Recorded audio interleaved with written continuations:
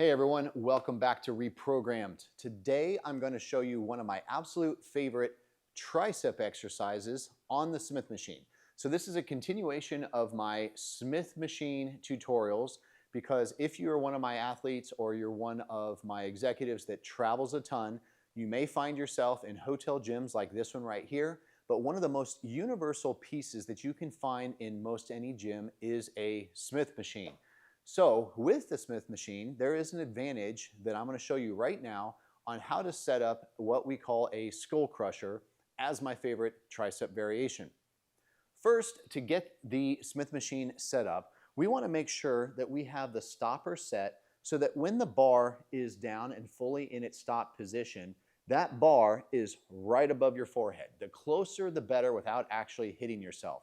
The reason why this is going to be great is because it will give you the confidence to load up the weight and keep your form, knowing that if you can't get the bar up, no big deal. You just let go of the bar and it's sitting right there and you can get out and you have your own personal spotter built into this machine.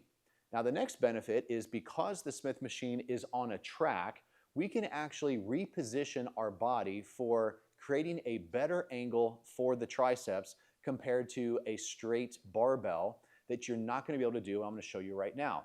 Lastly, you can do it correctly and you don't even need a spotter for this. The only advantage of the spotter, of course, is if you're doing force reps and you're trying to get a little bit of help back up on that last rep. But after we have our setup, we're going to adjust the bench and we're going to adjust myself so that when I lay down, I like to start with my forehead underneath the bar. But here's where it changes. If I were doing regular skull crushers, I would be directly underneath the bar and pressing here, and my hands would naturally gravitate back towards my chest. But with this, I can actually bring myself down, and so I am back behind the bar, and that way, when I press, even though it's on a track to my tricep, I'm actually pressing in a backwards motion, and from this position here, it's going to keep a greater load on the tricep, which is fantastic. For your grip, we're going to come underneath here. This is one of the exercises I do like to keep an open hand. So instead of gripping the bar, I'm going to bring my thumb on the outside. And unlike a bench press where I don't want that because if I lose the bar, it comes crashing on me, this allows me to keep the bar on the track so I can free up my grip, which gives me an ability to relax my hands and therefore focus more on the tricep extension. So we're going to bring our hands in shoulder width. I don't want to be wide. So this is going to be a lot of times in on the smooth part of the bar.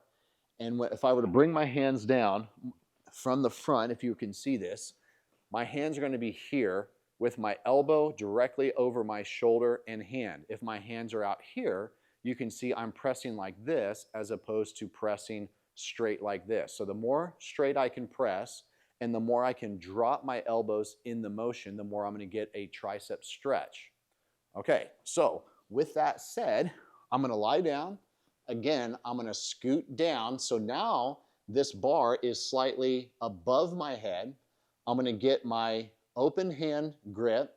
As I press up, now I rock. Now the only thing here is as I come down, it's common to bring my hands back and see how it catches. If this is the case, again, you can take a band and wrap it around to keep it in the out position if you don't have the wrist control.